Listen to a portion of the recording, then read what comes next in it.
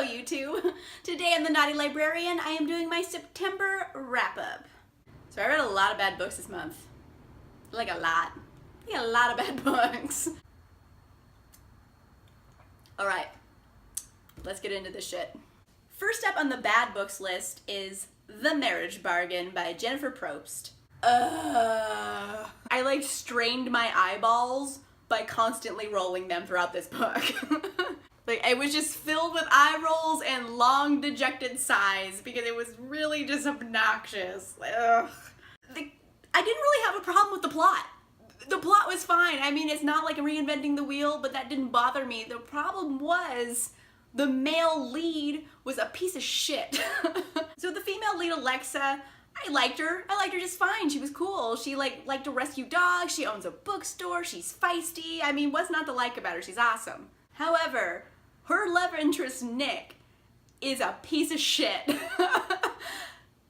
I really dislike this guy because he's so casually sexist, like, the whole time. He's so unlikable. I can't understand why anyone would put up with him. And I liked Alexa enough to be like, girl, you can do better. Like, why?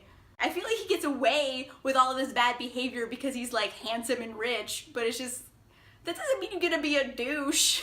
Seriously, I can't even get into all of the examples of his casual sexism, but he's constantly saying belittling things about women all the time. I don't understand why he's supposed to be like a love interest, because he seems like the fucking villain. I really disliked him a lot, and it ruined like any enjoyment I would have had over their romance. Next up on the bad books list is Matched by Ali Condé. Matched seems good in theory. However, it is very bad in reality.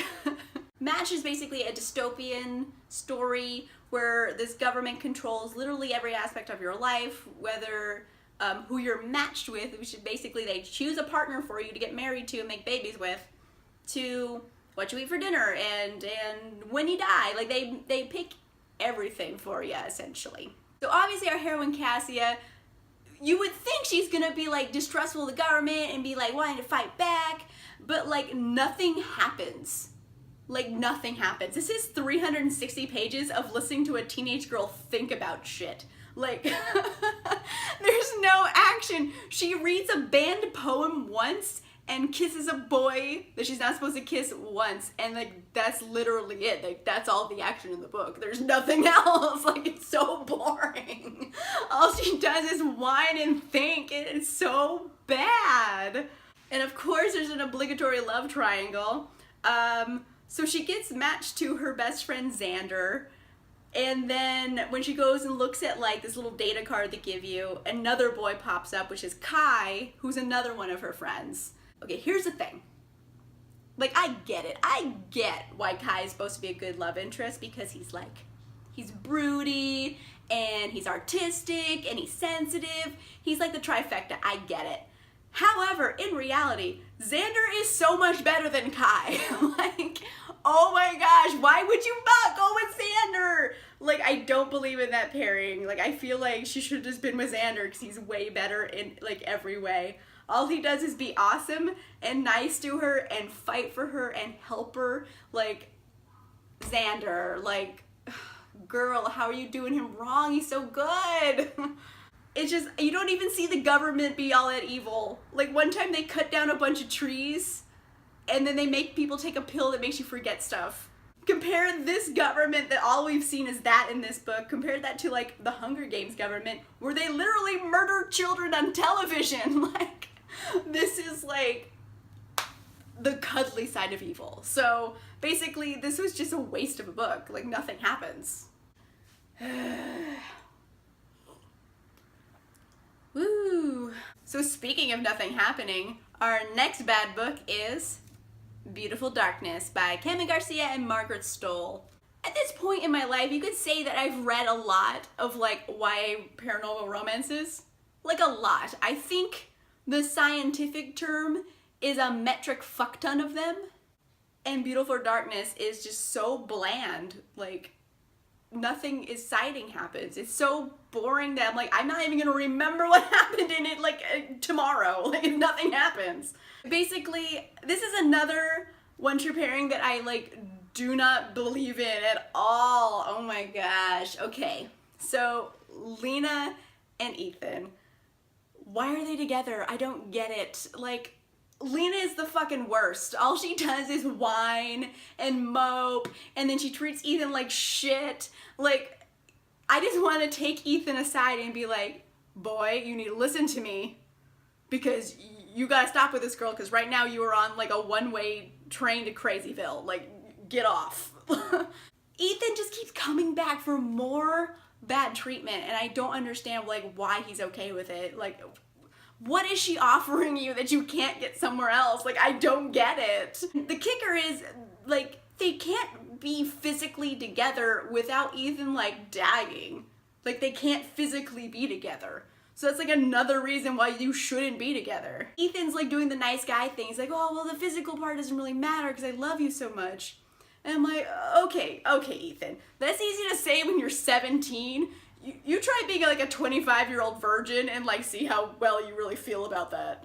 Like, I just wanted them to break up. Like, I never wanted like a main romantic couple to break up more than I did Lena and Ethan, because they introduce a new like potential love interest named Liv. Liv is dope. Like, she's so cool. I'm like, please break up with Lena and go with Liv. Like, I'm rooting against the main couple. That's how bad this was. Also, there's like this heavy impact of like cryptic mysticism, which is bullshit. It's like, if you know some shit, tell people some shit. Like, don't be all secretive about what you know, because your secrets aren't helping anybody. Like, if you know, like, oh, if you open that door, like, the monsters are gonna get you. Like, fucking say it. Don't be like, oh, I don't want to talk about it, and leave. Because, like, bitch, this is why people get eaten by monsters. Because of you. I just can't. Ugh.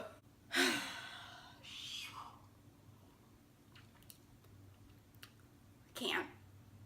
Last on the bad books of the month list is Genuine Fraud by E. Lockhart. I went in wanting to like this a lot because it seemed like a very kind of interesting murder mystery maybe, and I thought it was gonna be like twists and turns and I would be excited. And then once I continued reading this, it became quite apparent that this is literally an almost exact retelling of The Talented Mr. Ripley, but with girls and told backwards. Like, for real, YouTube.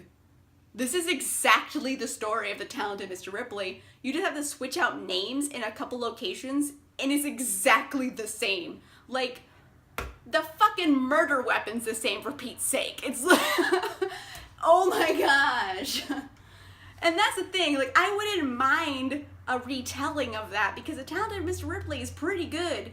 I enjoyed getting in that twisted brain of his.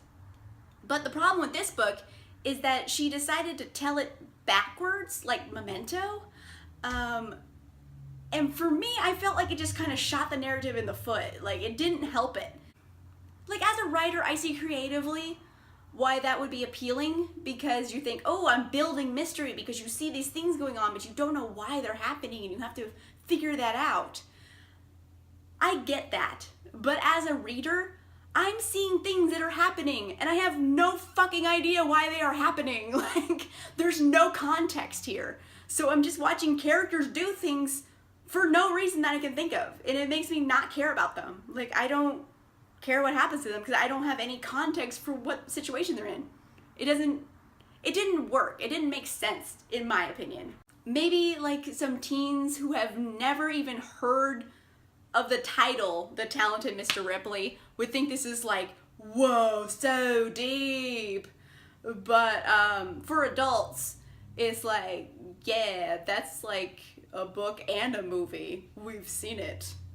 Okay guys, that is a wrap of all the books I read in September. I'm hoping October will be a more fruitful month where I have better books I'm reading, because September was rough. There was some stinkers. Like, they were bad. So yeah, please let me know down below, have you read any of these books? Which ones were your favorites? Which ones were your least favorites? do you have any great recommendations for October? Cagney!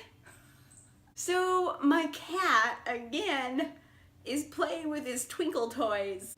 He doesn't even like me. He doesn't want to play with me ever, but he wants to play with his little bells. Ugh. I hope you liked this video, and if you did like it, make sure you give it a like, and if you'd like to see more videos, make sure you subscribe. And I will see you guys soon. Bye!